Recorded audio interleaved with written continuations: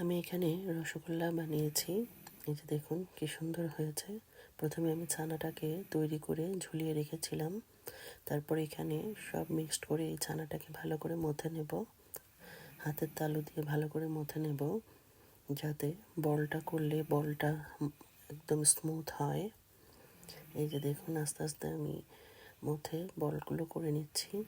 এই যে দেখুন হাতের তালুতে করে বলগুলো, এই যে বলগুলো কত স্মুথ হয়েছে।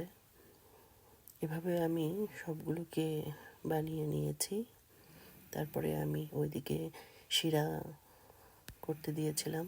শিরার জলটা ফুটে গিয়েছে এবং রসগোল্লাগুলো সব ঢেলে দিলাম একসাথেই। এখন এটাকে আমি ফুল জালে 10 মিনিটের জন্য ফুটতে দেব।